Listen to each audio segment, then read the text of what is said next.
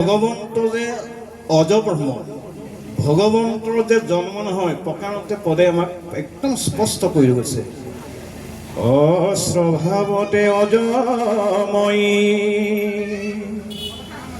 জন্ম নাহি যাৰ, ভক্তৰ ইচ্ছায়ে মই ধৰ্ম বতাৰ। হে মা, হে অৰ্জুন, তোমালোকে মই জন্ম হওঁ বুলি নাভাবিবা, মই অৱতাৰহে ধৰোঁ। তেতিয়া অৰ্জুনে প্ৰশ্ন কৰিছে, যদি তুমি অজব্ৰহ্ম কিয় জন্ম হ'ব লগা হয়? তেতিয়া ভগৱন্তই উত্তৰ কিমান ধুনীয়াকৈ দিছে। হেৰা আৰু এক গোট আছে পৰম কাৰণ, মোৰ যশ গুণ কৰি কৰিব কীৰ্তন। ২ নম্বৰ কাৰণটো, মই অৱতাৰ হোৱাৰ মূল কাৰণটো হ'ল এজনৰ মনৰ বাঞ্ছা পূৰ্ণ কৰা, আৰু লগতে কিমান লাভ হয়, লক্ষ লক্ষ কোটি কোটি জনতাৰ মই মোৰ নামটো লয়। মানে যিজনে ১২,০০০ বছৰ তপস্যা কৰি মোক লগ পাবৰ কাৰণে চেষ্টা কৰিছিল, তেওঁ কিন্তু নাম ল'বৰ কাৰণে চেষ্টা কৰা নাছিল। খালি মই তোমাক দেখা পাব লাগিব, দেখা দিলে, দেখা দি আকৌ অন্য ৰাজ্যলৈ তেওঁ গুচি যাব লগা হ'ল। এয়া হৈছে ভগৱন্তৰ জন্মৰ ৰহস্য। এই কথাখিনি দৈৱকীৰ কৈও বসুদেৱে আগতে গম পাইছিল। এইকাৰণে আপোনালোকে পঢ়োঁতে গম পাইছে, তেওঁ পূৰ্ণ ব্ৰহ্ম বুলি কৈছে যে হে পিতৃ, মই কিন্তু পূৰ্ণ ব্ৰহ্ম দেই। তেতিয়া বসুদেৱে কৈছিল, তুমি ৰূপটো সম্বৰণ কৰা, মাতৃ অচেতন অৱস্থাত আছে, তুমি ৰূপ সম্বৰণ কৰা। এগৰাকী মাতৃয়ে পুত্ৰক চাবৰ কাৰণে কিমান হেঁপাহ কৰিব। অৱশেষত দেখা পালে, দেখা পাই দুয়োজনে, ইয়াত ভাগ ভাগকৈ লেখা নাই, কোনো কোনো শাস্ত্ৰত লেখা থাকে যে দৈৱকী বসুদেৱে কৃষ্ণৰ প্ৰতি স্তুতি। ইয়াৰ বিষয়বস্তুটো সেইটো। গতিকে ভগৱন্তক আপুনি ১০০ বছৰ তপস্যা কৰিলে যিটো ফল পাব, এদিন তপস্যা কৰিলেও ফল একেটা পাব, যদি তপস্যাটো আপুনি সুন্দৰকৈ হৃদয়ত অনুভৱ কৰিব পাৰে। কিন্তু দৈৱকী বসুদেৱৰ সেইটোৱে হৈছে। গতিকে আজি দৈৱকী বসুদেৱে প্ৰমাণ কৰি দেখুৱালে যে সহিলাহা হিমমহা ৰৌদ্ৰ বৃষ্টিপাত, বায়ুভক্ষী থাকা কতো ভুঞ্জি পকা পাত। তুমি মোক পাবৰ কাৰণে চোৱাচোন, ১২,০০০ বছৰ কেতিয়াবা ৰ'দত থাকিব লগা হৈছে, কেতিয়াবা বৃষ্টিত থাকিব লগা হৈছে, কেতিয়াবা বায়ু খাই থাকিব লগা হৈছে, কেতিয়াবা পাত খাই পেলাই তুমি জীৱন অতিবাহিত কৰিব লগা। কাৰণ উদ্দেশ্য, তুমি মোক দেখা পাবৰ কাৰণে সেইবোৰ সাধনা কৰিলা। কিমান বছৰ কৈছে? ১২,০০০ বুলি কৈছে। আপুনি অনুভৱ কৰকচোন। এতিয়া আমি আজি ভাগৱত পাতি কাইলৈ ফলটো আমাক লাগিবই। এইকাৰণে ভগৱান কৃষ্ণই কৈছে যে আপুনি এই জন্মত কৰাৰ কৰ্মফল পৰিজন্মতহে ভোগ কৰিব পাৰিব, এই জন্মত আপুনি ফল নাপায়। গতিকে আমাৰ মানুহবিলাকে কৰ্মফলটো লগে লগে লাগিব, কিন্তু ভগৱন্তই প্ৰমাণ কৰি দেখুৱালে যে ১২,০০০ বছৰ তপস্যা কৰা সকলেও মোক চিৰদিন নাপালে, মাত্ৰ খন্তেক দেখা পালে। সেইকাৰণে ভগৱান অজব্ৰহ্ম, জন্ম নাই, মৃত্যু নাই, জগতৰ জীৱশ্ৰেষ্ঠ মানৱক জ্ঞান দিবৰ কাৰণে ২৪ বাৰ আহিব লগা হৈছে। এতিয়া আমি সমীক্ষাটো উলিয়াব নোৱাৰোঁ যে ভগৱন্ত অসংখ্য অৱতাৰ বুলি কৈছে, কিন্তু আমাৰ সৌভাগ্য, আমি ভাগ্যৱন্ত, মূল অৱতাৰকেইটা মহাপুৰুষ শংকৰদেৱে যুগুতাই দেখাইছে। মূল অৱতাৰকেইটা বহুত অৱতাৰ বুলি কৈছে, কিমান অৱতাৰ আছে সংখ্যা নাই বুলি কৈছে, কিন্তু মূল অৱতাৰ হৈছে ২৪টা। তাৰ ভিতৰত 10টা হৈছে আকৃতি অৱতাৰ: মৎস্য, কুৰ্ম, নৰ, সিংহ, বামন, পৰশুৰাম, হলিৰাম, পৰাশ্ৰীৰাম, বুদ্ধ, কল্কি নামে 10 আকৃতি ধৰিছা কৃষ্ণ, তজু পাৱে কৰহ প্ৰণাম। সেইকাৰণে ভাৰতবৰ্ষৰ বৈষ্ণৱসকলে এই কৃষ্ণক পূজা কৰাৰ মূল কাৰণটোৱে সেইটো। যদি কৃষ্ণক ভাল পায়, এই 9জনক আকৌ বেলেগে পূজা কৰিব নালাগে। এয়া হৈছে ভাগৱতে ইমান সময়লৈ কোৱা কথা। ইয়াৰ পাছত মই অকণমান আগত কোৱা কথাটো এতিয়া মই পালোঁৱেই। আৰাধিলা মোক তুমি তপ কৰি আখৰিস, বঢ়ি গ'ল দিব্য 12,000 বছৰ। গতিকে তোমালোকে ইমান কষ্ট স্বীকাৰ কৰি 12,000 বছৰ তপস্যা কৰাৰ পাছতহে তোমালোকক খন্তেক দেখা দিবৰ কাৰণে মই আহিব লগা হ'ল। এইটো আছিল এটা যুগৰ নিৰ্ণয়। কিন্তু এতিয়া আপুনি ভগৱন্তক পাবৰ কাৰণে 12,000 বছৰ নালাগে। কিয় নালাগে বাৰু? এতিয়া মানুহৰ পৰমায়ুহে 100 বছৰ। যদি নিয়ম নীতি আচাৰ ব্যৱহাৰ নিয়মত থাকে তেতিয়াহ'লে 100 বছৰ পাব পাৰে। কিন্তু আমি 12,000 বছৰ কেনেকৈ কৰিব? ভগৱান কৃষ্ণ অৰ্জুনে সুধিলে আপোনাক তেনেহ'লে কলি যুগত পাবৰ কাৰণে কিমান হাজাৰ তপস্যা কৰিব লাগিব? এতিয়া বয়সটোতো বান্ধিয়ে দিছে গোসাঁই যে মনুষ্যৰ বয়সতো আয়ুস 100 বছৰ বুলি ধুনীয়াই কৈছে। গতিকে তুমি 12,000 বছৰ কলি যুগত তপস্যা কৰিব নোৱাৰো। উপায় ভগৱন্ত দিলে। জৈত নাম তৈতে কৃষ্ণ জানানিষ্ট কৰি, নামৰ পাশক নাচা ৰন্ত দে বহৰি। এতিয়া ভগৱন্তক পাবৰ কাৰণে কলি যুগত 12,000 বছৰ তপস্যা কৰা বাদেই 4 ঘণ্টা একেৰাহে ভাগৱত শুনিব কোনেও নোৱাৰে। গতিকে সেই মানুহবিলাকে বাৰু 12,000 বছৰ 1,000 বছৰ তপস্যা কৰিব পাৰিবনে? গতিকে ভগৱান কৃষ্ণই সুন্দৰ উপায় দিছে যে মোক পাবৰ কাৰণে অন্য যুগৰ লগত কলি যুগত অমিল আছে। গতিকে এতিয়া মোৰ নাম ল'ব লাগিব, মোক পাবৰ কাৰণে চেষ্টা কৰিব নাই, মোৰ নামটো ল'ব লাগিব। তেতিয়া অৰ্জুনে সুধিলে নামটো ল'লেই হ'বনে? ভগৱন্তই উত্তৰ দিছে, সেই উত্তৰটোহে জানি ল'ব লাগে। অকপট শুদ্ধভাৱে, যে মোৰ নামটো কলি যুগৰ মানুহে যজ্ঞ পাতিলে অকপটভাৱে ল'ব লাগিব। অকপট শুদ্ধভাৱে জানা হৃদয়ৰ, সেহিহে কৃষ্ণৰ পূজা জানিবা নিশ্চয়। আপুনি কপট ৰাখি পেলাই যদি ভগৱন্তক পূজা কৰে, কপট ৰাখি যদি ভগৱন্তক নমস্কাৰ কৰে, আপোনালোকে আমাতকৈ বেছি জানে। বলি ৰজাই তেনেকৈ 99টা যজ্ঞ পাতিছিল।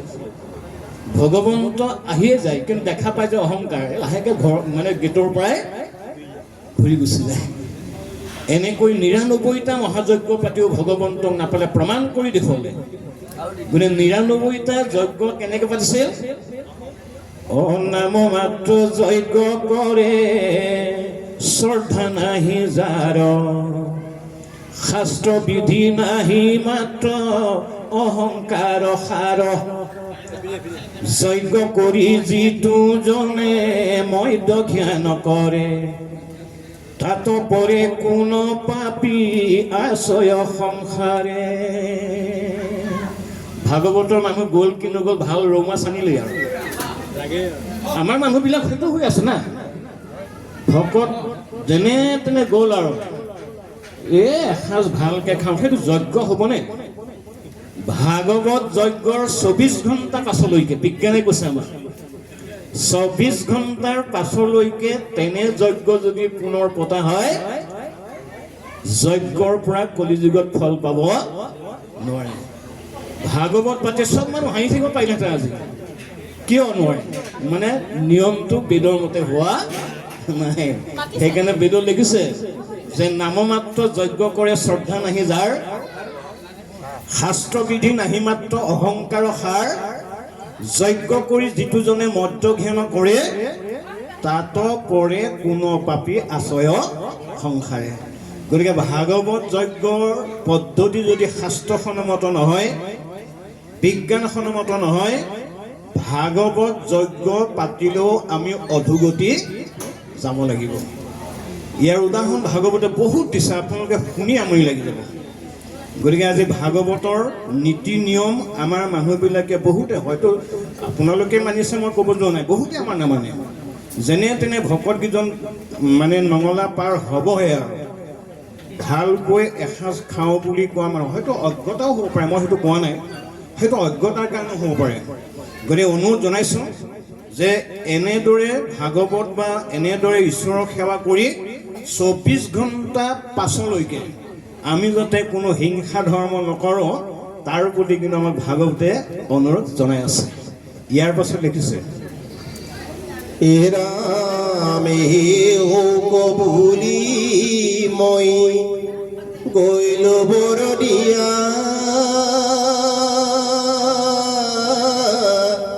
নখুজিলা মৈখমুত নহিলো কমায়া লোকতনে দেখি মোৰ সমৰূপে কোনে পিঞ্চি গৰ্ভ নামে পুত্ৰ ভৈলো আপোনে আদিতে কশ্যপ পাছে ভৈলা তোৰা দুই সি জন্মতৈ উপজিলো ৰামৰ পহু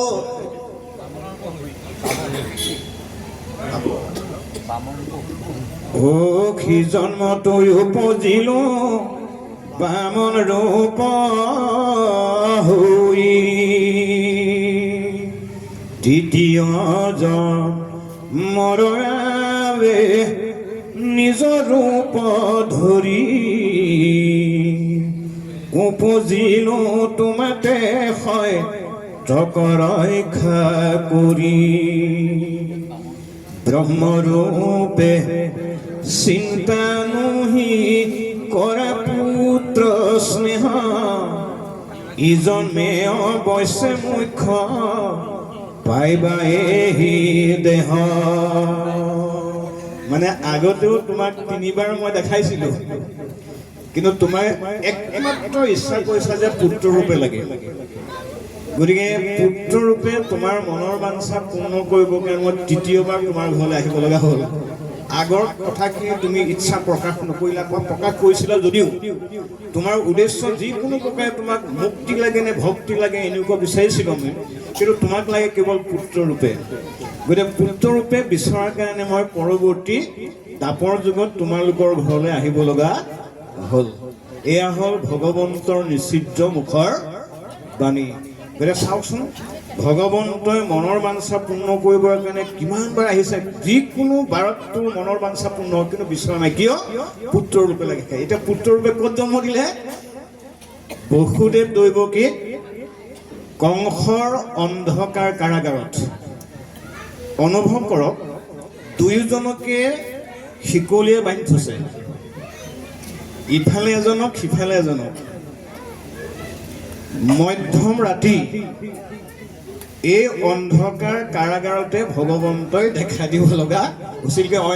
অন্যকেইটা যুগত কিন্তু সেইটো কৰা নাছিলে, মুকলিভাৱে আহিছিলে। কিন্তু ভগৱন্তই মনৰ বাঞ্ছা পূৰ্ণ কৰিবৰ কাৰণে অন্ধকাৰ কাৰাগাৰত, লৌহ কাৰাগাৰত মই আহি পেলাই তোমালোকক দেখা দিব লগা হ'ল। অহাৰ লগে লগে কি হ'ল?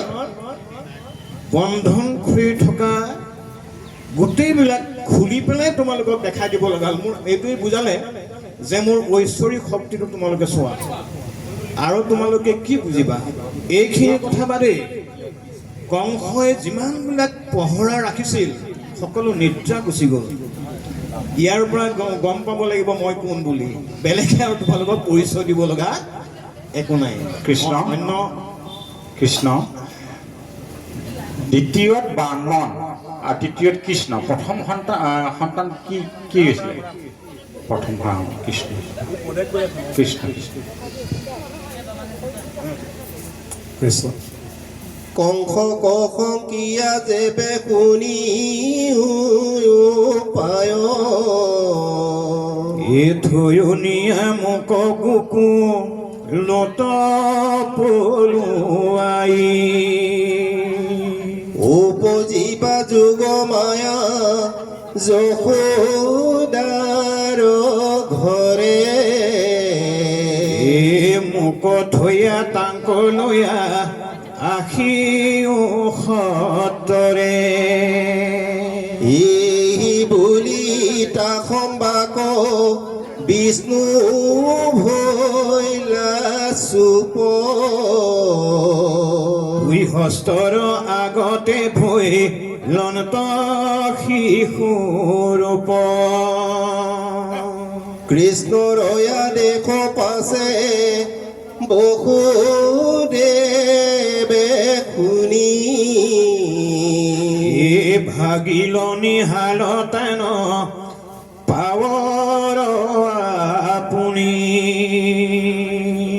পুত্ৰ ককুলাত লয়া বজাইবে খোজতে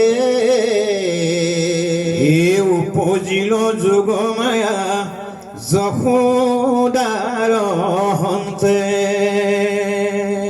ও পালি পোহৰীয়া নগ ৰিয়াদাৰি জন দেৱীৰ প্ৰভাৱে সবে ভৈলা অচেতন নিদ্ৰা গয়া পৰিল টেক আছে ৰাখি জাগি জীৱা আছে সিও নেদেখিল আখি বিহত কপাট আতি আটু পটংকাৰে দ্বাৰসব বান্ধি আছে লোহাৰ হাংগাৰে হে দেখি বসুদেৱ কোৱা পুনি চুতে দাৰো সূৰ্য দৰ্শনে যেনে গুচৈ অন্ধকাৰ পালি পোহৰীয়া হবো নাজানিল কেব কৃষ্ণৰ কোলাত লয়া জানত বসুদেৱ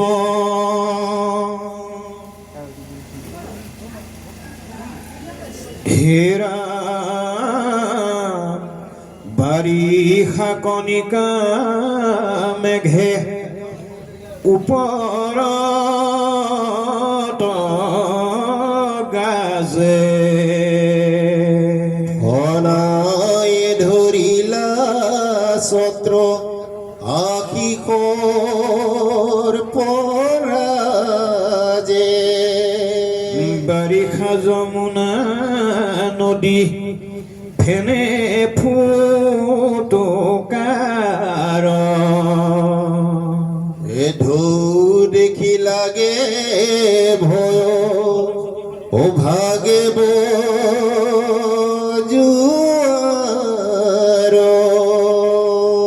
কৃষ্ণক দেখিয়া ভয় বাটে দিলা মাজে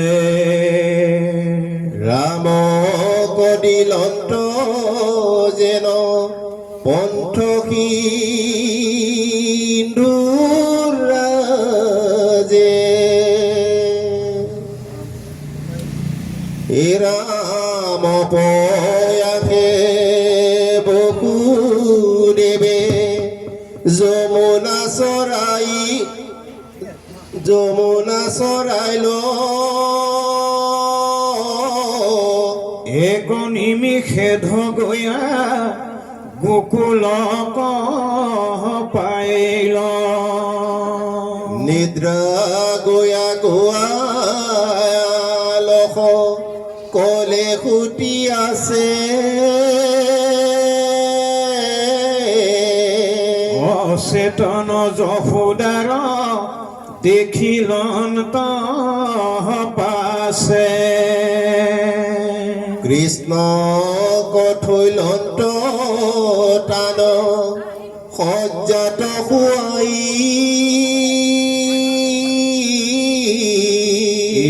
তাহান কন্যা কলয়া আখিলা দুনাই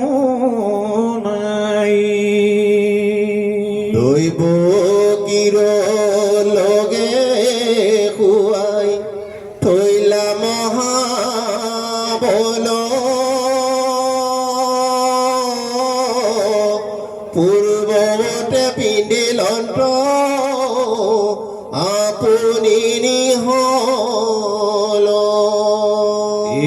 নাম দুনাই দুৱা ৰত সবে কপাত লাগিলা শিশুৰ কন্দন শুনি গ্ৰহৰি জাগিলা ইলমৰন্তে ৰখিয়া কংসক জান দিলা শুন প্ৰভু দৈৱকীৰ পুত্ৰয়ো পজিলা ৰাম শুনি কংসে উঠিলা বি বলহয়া বৰ এই মোৰ মৃত্যু বুলি দিল কলৰ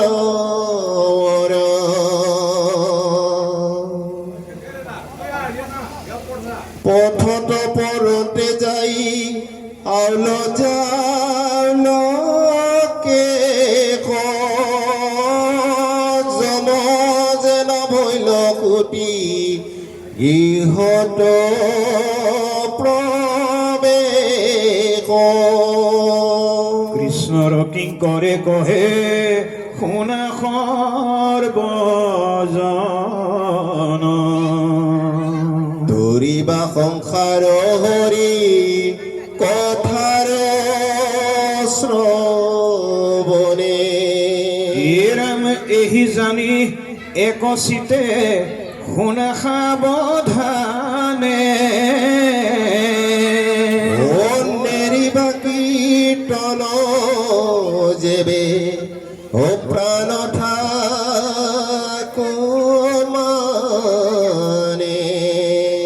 আৰু কৃষ্ণ এইখিনি কথা আমি সকলোৱে জানিলোৱেই এই আপোনালোকে আমি প্ৰত্যেকে অনুভৱ কৰিব লাগে নাৰদে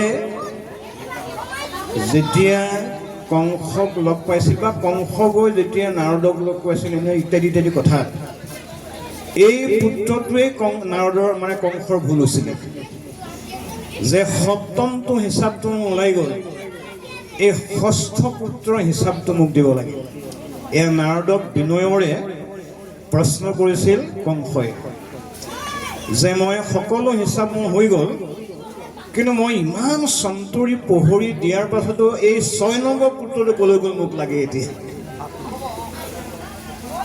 গতিকে এই 7 নম্বৰ পুত্ৰটো কোন লাগে তেতিয়া ভগৱন্তৰ পুৰুষে কৈছিল নাৰদে কৈছিল আপোনাৰ হিচাপ ভুল হৈছে মানে ইতিমধ্যে অষ্টম পুত্ৰও জন্ম হ'ল হিচাপ ভুল হৈ গ'ল তেতিয়া সেই ফুলপাহক কেন্দ্ৰ কৰি দেখাইছিল ইয়াৰ অৰ্থটো এইটোৱেই একে অষ্টম অষ্টমী হ'ল এক তেতিয়া কংসই ভয় খাইছিল যে মই ভাবি থকাজন জন্মই হৈ গ'ল নেকি তাৰ পাছতে আকাশ মাৰ্গদি কথাখিনি ঘোষণা কৰি থৈ গুচি যাব লগা এইটো ভগৱন্তৰ গোটেই কৰ্ম আঁচনিখনৰ ভিতৰৰ কথা ইয়াৰ পাছত ভগৱন্তই যেতিয়া অৱতাৰ ধাৰণ কৰিবলগীয়া হ'ল কৰোঁতে